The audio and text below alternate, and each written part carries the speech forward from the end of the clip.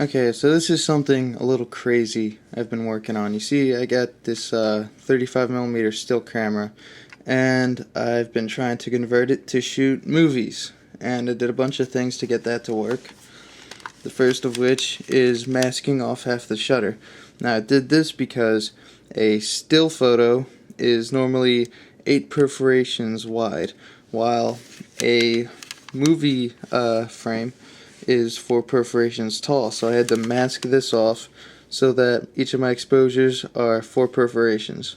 Right?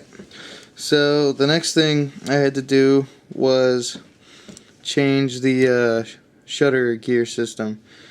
And how it used to work was when you reel the film over like this, the perforations, or the sprocket holes, would catch this gear, and that would wind the shutter like that.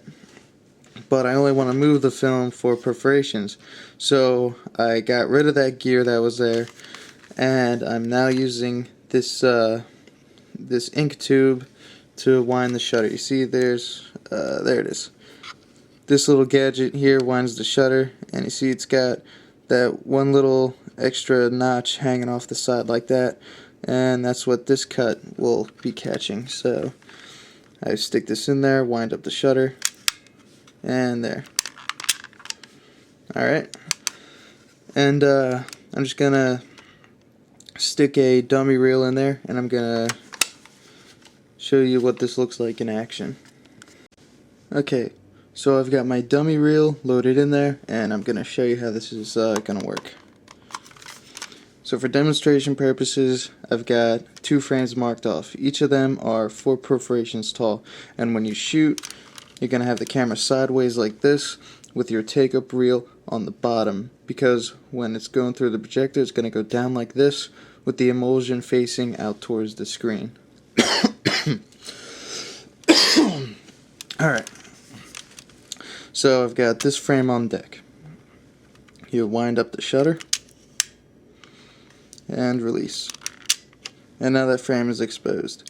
So you get the next frame on there. What you do is turn this dial on this particular camera anyway 17 clicks, and that should move it over exactly 1 frame. So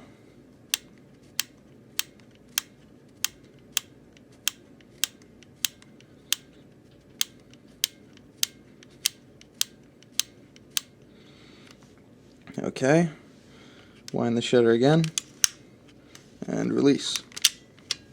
And now this frame's exposed, and you do that over and over and over again. So with this particular reel of film, you get 24 exposures. I of course cut each in half, which doubles it, so that's 48 frames, and that's 2 seconds of film. To get anything up to like a minute, I would have to splice a bunch of these together.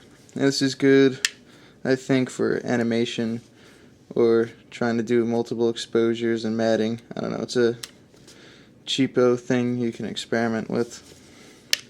So just tell me what you think.